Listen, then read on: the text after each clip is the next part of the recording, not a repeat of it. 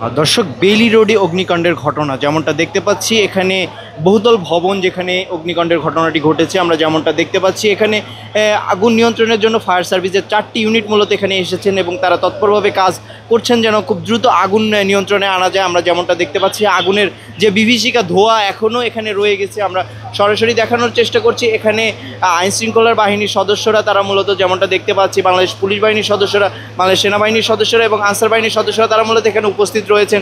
আমরা একটু সরাসরি দেখানোর চেষ্টা করি। ক্যাপিটাল সিরাজ সেন্টারে মূলত এই অগ্নিকাণ্ডের ঘটনাটি ঘটেছে। যেমনটা তারা বলছিল, এখানকার উপস্থিত মানুষ যারা বলছিল যে এই অগ্নিকাণ্ডের ঘটনাটি মূলত এই সিরাজ সেন্টারের নিচতলায় মূলত গুডাউন রুম, যেটা পার্কিং রুম, জেনারেটর রুম ছিল, সেখানেই মূলত অগ্নিকাণ্ডের ঘটনাটি ঘটে। আর সেখান থেকে মূলত এই অগ্নিকাণ্ডের ঘটনার উৎপত্তি আমরা এই একটু সরাসরি দেখানোর চেষ্টা করছি এই বেইলি রোড থেকে।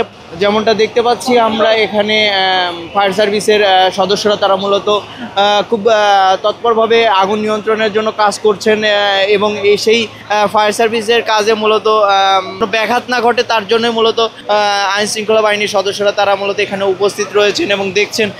আমরা একটু ভিতরে দেখানোর চেষ্টা করি। সিরাজ সেন্টারে যেখানে আগুনটি ধরেছিল সেখানে মূলত ভিতরে ধোঁয়া এবং সেই আগুনের বিভীষিকা উত্তাপ যেমনটা আমরা এখান থেকে উপলব্ধি করতে পারছি।